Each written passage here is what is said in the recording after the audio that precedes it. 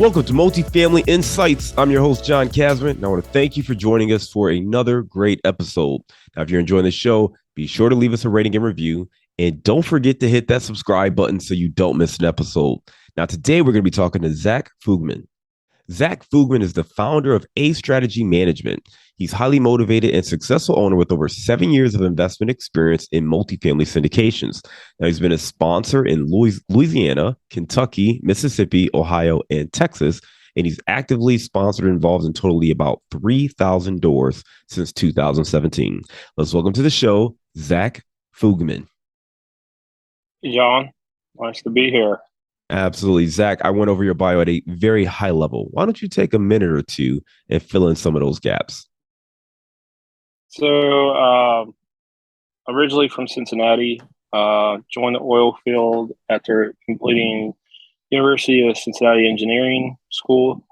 And then I kind of went all over the place. Me and my wife, Shay, we met online and got married in like 2009 because I was couldn't meet anybody locally when I was working in some of these small towns in the oil field. And then we traveled a lot. Had our first kid. It was still fun when she was young. And then, we got one of our stops was in Canada, and they're traveling us to Houston. Well, I was in Houston, like trying to figure out this new position. Ended up falling into listening to Lifestyles Unlimited radio show, and decided to join up with them. Went passively in a deal. And I got 15 houses at one point. But during that time, we got moved to Louisiana, starting to realize we wanted to be a multifamily. I was working for Keller Williams on the side when they were during some of the times when the oil field was a little light. And then we ended up working to broker our own deal in Slidell, Louisiana, to our first deal of 50 units. The day we closed that one, oil field moves us to San Antonio. We making a lot of friends in San Antonio. Ended up syndicating a deal in Northwest San Antonio. That deal was probably one of my biggest challenges. And just kind of city code type of stuff in a single town called York City. And then during that time, I said, you know what? I'm back from Cincy, and I know you love Cincy. And I started looking back, and I talked to some local brokers and ended up buying a deal in Maysville, Kentucky. Got 144 units there. One of the neighboring properties calls us up, say, hey, look, I always wanted that property, but you bought it, so I'm willing to sell mine. So I ended up buying another 52 units there. And then things were progressing well. We ended up buying another City View Apartments, and putting together a deal right before COVID over in Park Hills. And then COVID hit, like you and many others, we all kind of got through that. And but at the time, like it was kind of choppy. Middle of 2020 was just kind of weird with, deal flow and stuff. And so, wife's like, hey, things are going well at this one. Let's go and let's try to find another one. I so happened to be at the Slidell deal that we were getting ready to sell. And then we ended up buying a deal in Long Beach, Mississippi, and that 128 units turned into almost 2,000 units between me and other friends who are my syndicators, and which ends up, and then I started doing some more networking, and I started meeting people like you and other people, and since I didn't even I'd listened to your podcast once or twice, kind of knew who you were, and I didn't even realize, oh yeah, he's in Cincy too. We should meet up and stuff like that. So yeah, and I think we've probably even competed on deals once or twice, just didn't even know it. So anyway, so here we are, small world There we kind of go, stuff man. in the multifamily, and it's like we go to all these conferences, and I see other people, you see kind of the same group of faces. Even if you go to the Orange County, Seattle, Charlotte, Orlando, there's a certain contingent of people you kind of you're going to see them every other time, if not every time, kind of thing. So, yeah. Yeah. Sounds like you've And just to recap a little bit of that, you mentioned that, from Cincinnati, kind of moved around, worked in the oil industry, met your wife, you all kind of moved around, started acquiring some properties after joining Lifestyles, started some single family properties, bought some stuff, really the first one was that 50 unit in Louisiana, started buying some stuff, in other markets, Kentucky, Cincinnati market. And then you mentioned you bought this 128 unit and that really turned into 2,000 units, and that's pretty incredible that you're able to scale like that. Let's talk about that a little bit more, right? Because part of what you were alluding to is traveling around, kind of running into each other at conferences and things like that. You've been able to go out there and network and build a really strong reputation with other people, brokers, other investors, being able to raise capital for these deals. I want you just to kind of take us back to the early days of that, right? So first time you're raising capital, the first time you're talking to investors, what is that experience like, and how has that grown or changed since you really first started working with investors? Well, at first, it was it was a little bit like I think it was a little bit. In some ways, it was easier. In some ways, it was harder. Some ways easier because some of the deals were just really you could really show that they were undervalued very well. When like the first deal we bought in Slidell, Louisiana, was 48,000 a door, had boat docks and other thing, and and their rents, like I could literally point to like on the neighbors' rent was higher, like the people like 2 blocks down, and it was not as nice. So it was like that part was easier, but the no experience part was tougher. And but uh but as things grew, networking, get your face out there, people see that I would treat their money um just as importantly as I treated mine. So like I was saying, like the deal I did in San Antonio, which was my second deal, um uh everybody thought it was gonna be a great deal, but new city code inspector, a bunch of other things in like magical code coming out of nowhere. Um uh, and but in the end, I communicated a ton to my investors about what the problems we had, and we sold in 18 months, and I made what I call the best damn 10% I ever made in my life. But I of all the closings on sales I ever did, I've made more money on some stuff, but the euphoric high five we got after doing that deal, um, and getting out of it without losing anything, and just because we just kept at it, kept at it, kept at it, and you know, and uh, and then we sold it.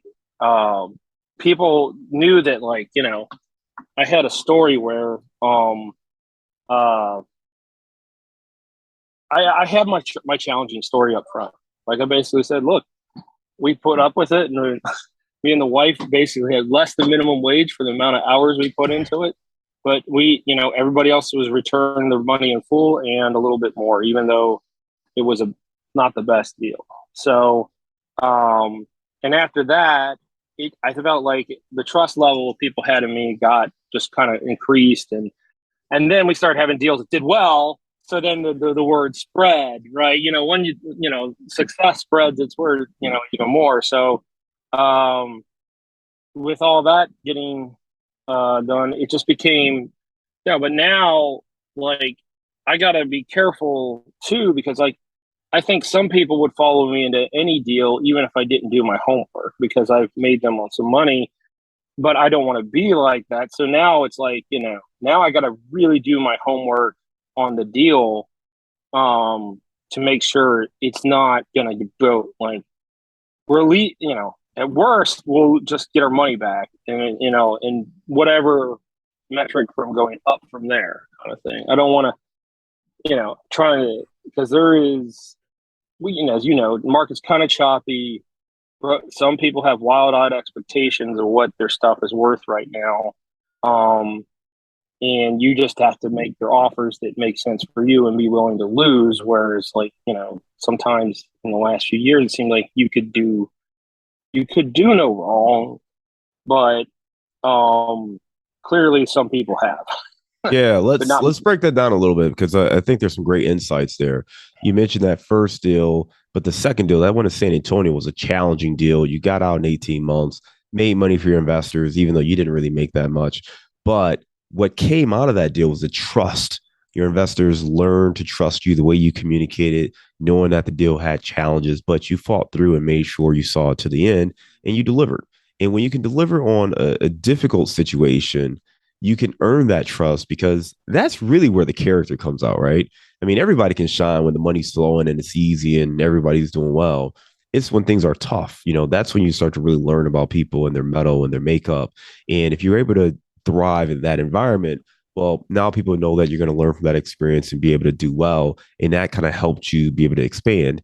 And you mentioned how that trust is almost now the other direction where, they just know the kind of person you are, so they're almost blindly investing because they just know, hey, I work with Zach. Zach does a good job. Here you go. It almost puts more pressure on you to make sure you're vetting the deals. You're really thinking about the various outcomes and situations because, some of these people are looking at you and just kind of placing the bet on you, not necessarily the deal.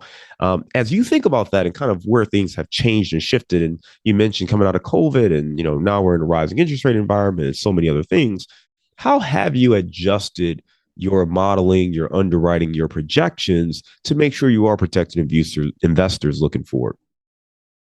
I mean, depending on the market, I'll raise the exit cap rate sometimes anywhere from 50 to 100 basis points.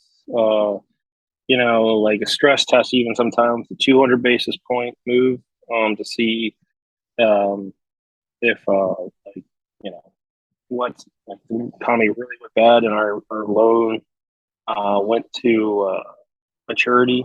What could we still like refinance into something if it was that's the way we had to go?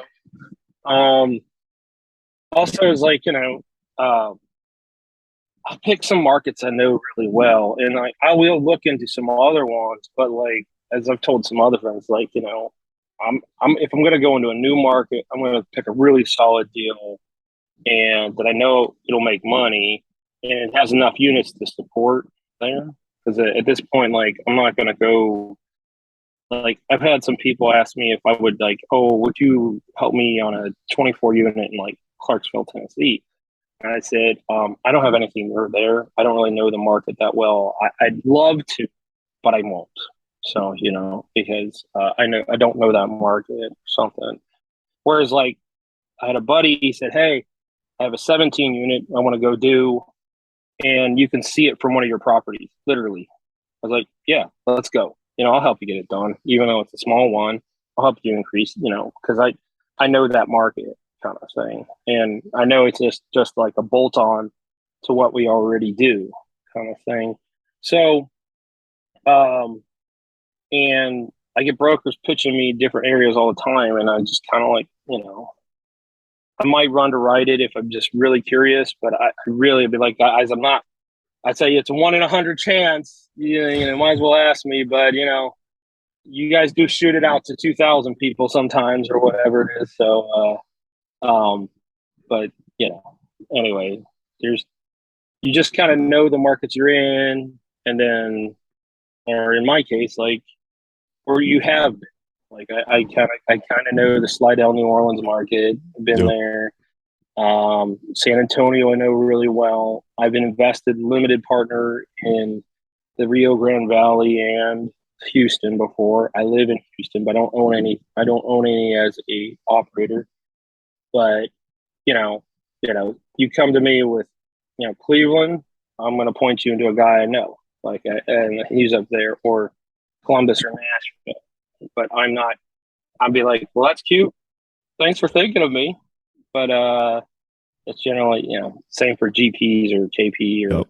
or stuff like that. Just I don't.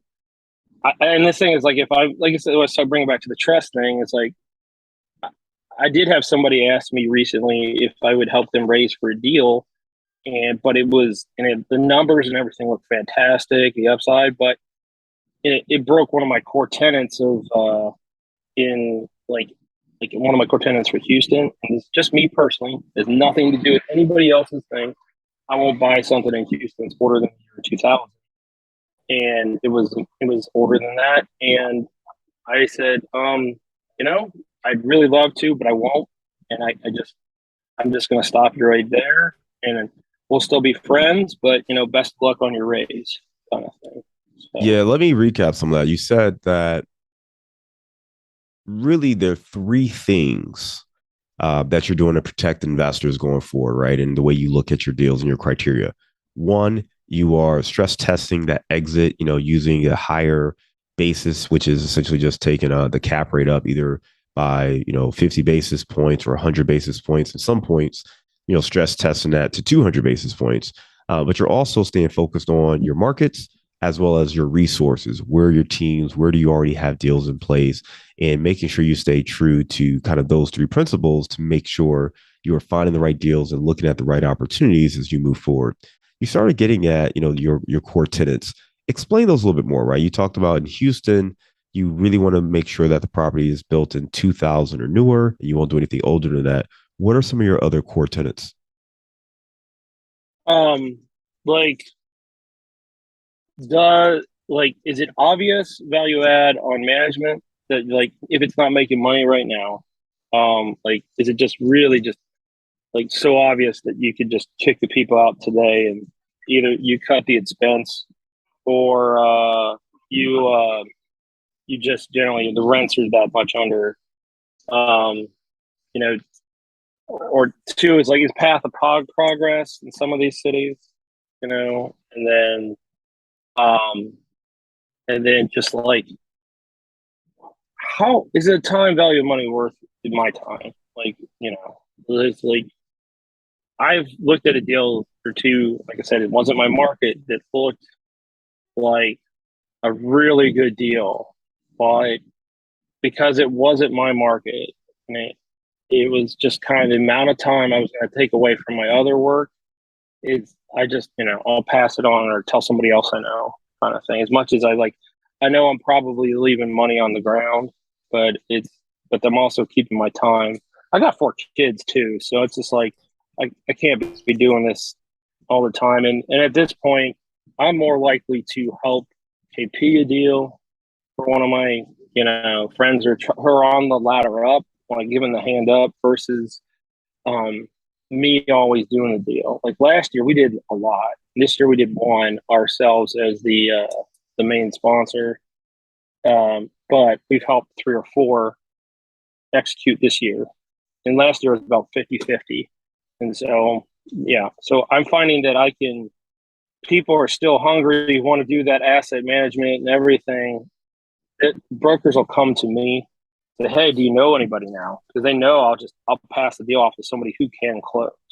So, and then if I want to be a part of it too, I'll throw money in the deal or be a KP on the deal too. So, Yeah, I um, think that goes back to the networking too, right? That we talked about yeah, before, yeah. but building those broker relationships, knowing people who can close on a deal, finding KP opportunities, GP opportunities, LP opportunities.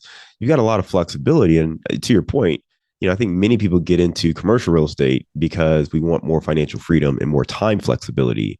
And you've got your four kids, and yes, you want to grow your portfolio, but you also want to, spend time with your family. So having the different ways to invest gives you that flexibility to continue growing your portfolio without necessarily having to chase down every single deal yourself and underwrite it yourself and get it under contract and do everything. So I think it's really just a great way to think about it is what value can you bring to the table? Sometimes it's being the connector. Sometimes you may just want to put your capital to work. Sometimes you may want to put your net worth to work if you can do that.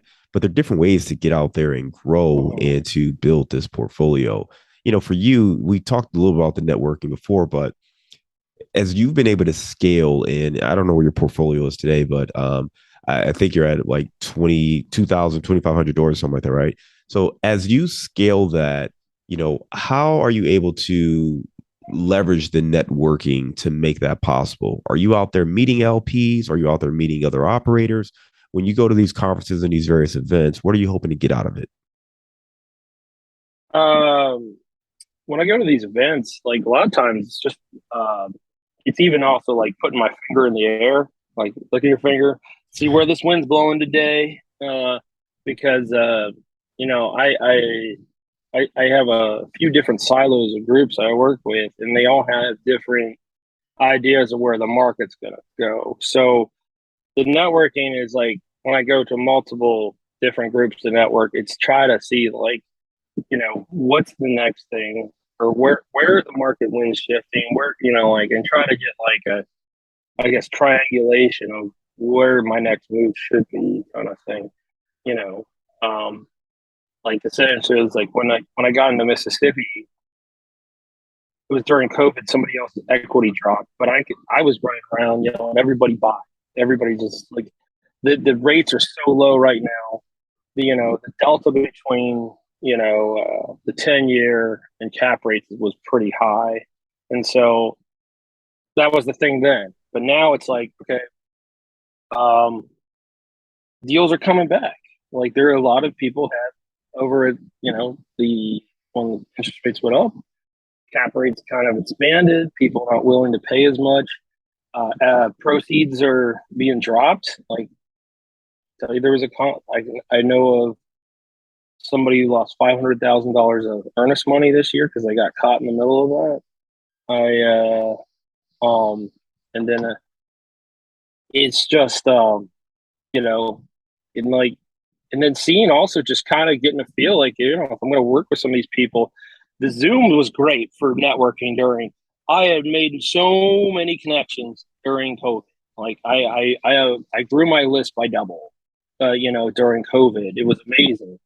But a lot of people never got to see me, and they invested with me. But now, same thing as if like I was going to go partner with somebody. Like somebody would be asking me to partner during COVID, and I'd never actually got to see their body language, looked them directly in the eye. You mean like, well, me and you have actually met in person and stuff, a couple of times, and I got a good feel for who you are and what you go for too, and I think you do too for me. But like, if we were just doing this the first time we met was this event, I just think we would just be doing a podcast. Whereas like I almost consider like more than an acquaintance now, kind of thing.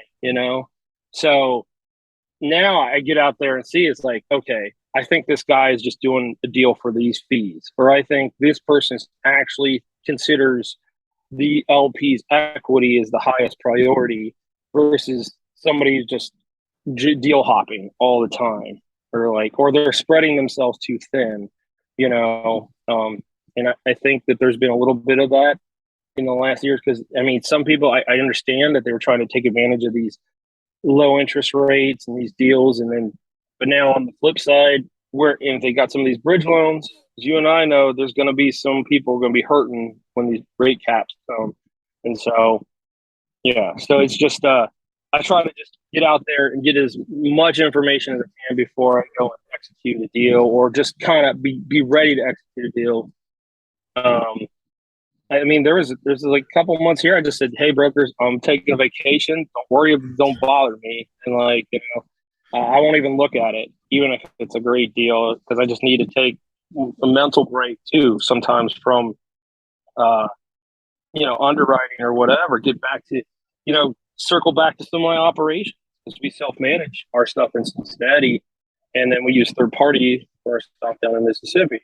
So, comparing notes of like, what is our stuff working better for us and this for them, continue to execute on that kind of stuff and then come back to like, okay, then I've got a good idea for maybe there's a deal that people are just kind of not looking at. And I've like had 2 or 3 different experiences. I can tell you there was a deal last year that everybody was kind of proposing and but like it was still a little bit competitive, but it ended up like, I figured that the seller was going to want somebody who actually cared a lot and was from the area. And so, did my homework on that, and I wrote a big long letter about how this person I would be the KP and this person should be the owner. And we ended up getting the deal for cheaper or something like that. So, just like, I just try to be as most informed on whatever I'm doing with whomever. So sorry, I kind of rambled there, but no, it's all good, man. I appreciate the context though, because it's good to understand that. And there's a point you made that I thought really stood out when you talked about just getting to know people, right? Attending these events, virtual is great, but when you can sit down with somebody and look at their body language and understand the mannerisms and start to understand like their motivation. Are they out there just trying to, collect fees? Are they deal junkies? Are they taking care of their investors? Some of that stuff you just can't get without really talking to someone or really getting a better sense of who they are and their why. And something that came up, earlier for you, and a theme I think is coming up through this conversation is you really do, have a mindset of, hey, if I'm working with other people and their capital, we got to figure out, ways to make sure we preserve that and take care of that. And that's something that is important. And one thing we look for too, when we're talking to, whether it be potential partners, operators, if we want to LP, it's the same kind of thing. I want to get a sense of the character of the individual. Obviously we're all in this to make money. That's not a problem. The issue is, when, tough situations come up, what's going to be your prioritization, right? Is it going to be this or is it going to be that? And that's ultimately what you're trying to figure out when you're talking to people. So I'm happy to do the in-person events for that reason. It's easier for us to just connect with people. And I love virtual too. It's great to be able to sit at home and do that. But for me, it's also great to just be completely present. Like you, I've got two kids. And when they're here, I almost feel like I'm, not being a great dad because, I'm trying to do a conference or whatever. And I know they're in the other room. So it's kind of tough to lock in. So it's actually easy for me just to pick up physically and go somewhere else and be present if I'm going to be there. And then it's okay for them as well, because they just know daddy's gone working, versus if they know I'm in this room, they're like, hey, why don't you come out? So it's just a little bit of a different thing there, but completely understand that point about being present and getting to know people and connecting. You said something about being in Houston and investing in Mississippi and tertiary markets, and I love that anecdote about that one deal where the owner was looking for somebody who was going to be local and from Cincinnati. I do have a question about your markets though, because you live in Houston, right? One of the biggest cities in this country, and you invest in what many would consider tertiary markets, Mississippi, Ohio, Louisiana, parts of Kentucky. So talk to me about how you select your markets. Because it sounds like you're not really doing much in Houston, your backyard, but you are investing in other markets that are certainly much smaller. So just kind of give us some context on that. So like Cincinnati was, I grew up there. I know street by street. Whereas like you talk to some of the other people, you get a block or two where it is, you can tell this is going to be super rough versus yeah, I can make it work kind of thing. So I had some inside scoop on that. Louisiana happened because I was living in Louisiana, and also like I said, in the oil field, I would one time was in Alberta. We had a job that was over a day's drive from where I had up on an ice road and everything else. So distance has never bothered me from where I've lived because I've always been able to find a way to get to where I needed to be. But with Mississippi, it was just like, well, a whole lot of this value add layers that have been done in Dallas and Houston and, all the places that I knew just wasn't done yet. And like, so, when it's, this is the Twain quote about Cincinnati, if I was where would you go at the end of the world? He said, you'd go to Cincinnati because everything there happened 10 years later. It's not exactly true, but you get to some of these other markets where like, the average, your BC tenants, income range is not that far off from what it is over in say, your Houston's and Dallas's, and you're buying a much cheaper price per door, and the cash flow is pretty good, So I was going in there and like we were hitting our numbers a lot earlier than some of the other ones I'd been a part of in Texas. So, but I mean, is there as much interest in say? Are we going to get 5 or 6 people when we sell 10 on a best and final? Maybe not, but we're still going to be able to find a reasonable buyer because we bought it reasonably in the first place. And so, in a way, it just kind of like just the numbers work because you put it on like, people say, well, spreadsheet magic. Well, rents are a number everywhere and like ages, constructions, they're similar. Once you've been in like, 100 apartments and walks like I have, you've got a good idea. Well, this is this, this age that has got individual shut off, does who to the water, whatever. So, and then the demand that some of these markets have is like especially in Mississippi, there's people still moving down to like the coastal area and there's no new builds. So what's there is precious, and it just continues to fill up, and you have less competition from, you know, new supply, and you just continue to improve the old supply, and you're able to raise the rents even more. And you know, it's like this little trap market kind of thing sometimes is part of it. So, and or like there's some small towns we've gone into, and the rent has not been raised for 20 years, and all the neighbors are $300-400 more. No joke. Like in Meridian, Mississippi, like a deal we did, we ended up raising the rents $300-400 a door. You know, and yeah, is the rent growth going to be slower after that? Yes, but yeah, it has to be. But you know, if you bought the thing at 50s a door, and you were buying and the rents were 600 something, and now they're 8, 9, almost $1,000, you can make that delta kind of thing work, and then you can deliver great returns for your investors because they can live where they want and work where they want, kind of thing. That's what I was, listening to Robert Helms the other day, and he was talking about that too. About one time he had all his investments in California, and now he's got it all over the place because invest where you want and live where you want, kind of thing.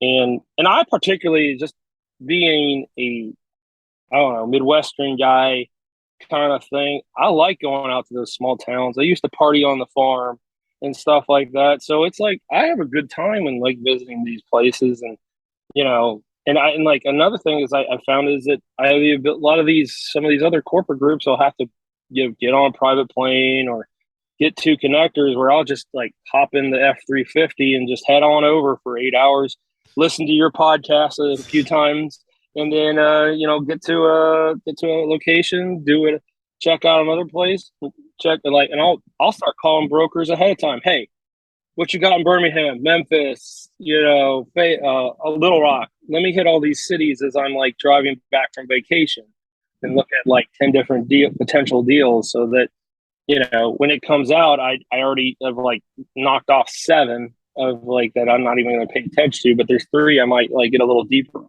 kind of thing. Yeah, Zach, you just gave a couple of really nice insights, man. One is basically figuring out how to avoid competition, right? It's when you're in DFW, Houston, these big major markets, obviously everyone is looking, I shouldn't say everyone, but a lot of people are looking in these markets. So there's going to be more competition. But if you go to some of these other areas like Mississippi, markets that are seeing growth, so we're not talking about declining markets, we're talking about growing markets where people are moving, but there aren't as many developers who are looking to, spring up new apartment buildings in these markets. There aren't as many other investors who are looking to buy in these markets. So you may be able to buy for better cash flow, and you still have demand that is comparable or close to what you have in these bigger markets. So could be some better returns out of the gate. Yes, you may not have that big pop on the exit, quite like you might in a more established market. But the other thing is, these larger investors, institutional players, those kind of people, they usually can't even get to some of these markets because they'd either have to take a private plane or they'd have to get in the car and drive for an hour after they land at the nearest airport. And you can just hop around in the car and drive and get there and really get more access than many of these other investors have the ability to do. And then, quite frankly, many of them are going to automatically throw it out because it's not in that metro. They're going to look at the metro. If it's not in that metro, no, we're not interested. We only want to buy in these 3 big markets. So that's going to eliminate some competition for you and make it a little bit easier for you to go out there and find deals. Yeah, and on that, on to add to that, the internet, just like, obviously it's just gotten more and more connected with investors, and so first mover advantage on a lot of these markets, and now like you might be able to daisy chain a few deals together and sell 500 units in, say, Biloxi, Mississippi someday, and then that'll attract institutional investors because now the dollar size is big enough, kind of thing. So excellent points there. All right, if folks want to learn more, they can find you on either LinkedIn or Facebook, Zach Fugman. You also have your company, A Strategy Management. So check out Zach there. We'll make sure we link to that in the show notes. We're going to go to our round of insights. Zach, give me a failure or an apparent failure that sets you up for later success. We were trying to do too many things at once at one point, and we did single family, and we were already in multifamily, and we tried flipping, and we flipped and lost 50K on a flip, and it was like, okay, son, to myself, I was like, you're do not divide your forces too much. So that I had a call with my wife saying, you want to stop all single family and just go multi? She's like, I've been waiting so long for you to say that. And so at that point, we no more rent houses. We sold them all over time, and no more flips. Yeah. Give me a digital or mobile resource you recommend for your business. Oh, well,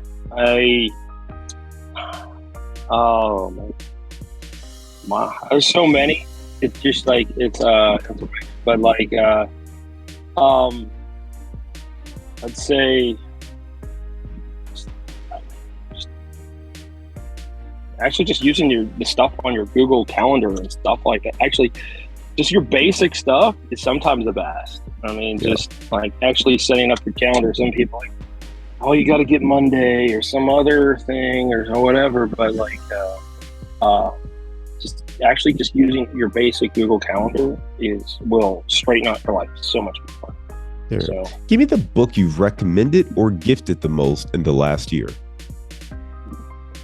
Well, I was going to say Can't Hurt Me by Goggins, but I got to change it to The End of the World is Just the Beginning by Peter Zion. I think everyone should be reading that right now to understand the world that we are about to head into. All right, I have to check that one out. I have not heard that one yet. All right, give me your number one insight for investing. Aggressive networking. Just like, it's sort of like going out and working out. Like, you get up at 5 a.m. I really want to do this. And you're like, but by the time it's 7 o'clock, you've worked out a couple hours, you feel pretty damn good. And the networking, especially if you're introvert, I would say I'm like somewhat extroverted on stage, but like in person, I like small groups and stuff. So just forcing yourself to talk to people, in the end, in networking, if you're even slightly introverted, is good. If people don't know who you are, they'll never invest in you. So, yeah. Great tip there.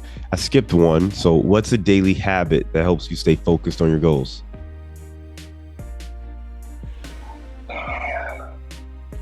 Dunkin's cold brew coffee, and then about 20 minutes, kind of like, what can I accomplish my day after I hit the caffeine hit, kind of thing, right before I go work out. So I kind of like have a small prayer / meditation, like how can I make my life or somebody else's life better? I love it, man. And you're out there in Houston, so give me the best place to grab a bite to eat. Man, I don't know. On the high end, if you're going down to Gauss's, Guadios or Javier's Buidos, and down in Galveston is like my favorite seafood place. But if you're actually in Houston, I would say Lupe Tortillas isn't right by my house, and especially you got kids. They got like a sandbox and all kinds of stuff. You get a nice margarita and just sit there, and they just wear themselves out there. And yeah. Love it, man. Love it. Good options there. Listen, Zach, great information, man. Appreciate you taking the time to talk to us a little bit more about kind of your background and experiences, how you've been able to scale your portfolio, and just the way you really prioritize helping investors, making sure that you're finding the right deals to put them in, where you're looking for deals, how you're kind of zigging while the rest of the market is zagging, and finding opportunities where you can deliver that strong cash flow and returns. Again, for anybody who wants to connect, you can check out Zach on his LinkedIn or Facebook page, or you can check out A Strategy Management as well. So be sure to check them out there. We'll make sure we link to all that in our show notes. Zach, I want to thank you again for coming on the show. Hope you have a great day. Thank you.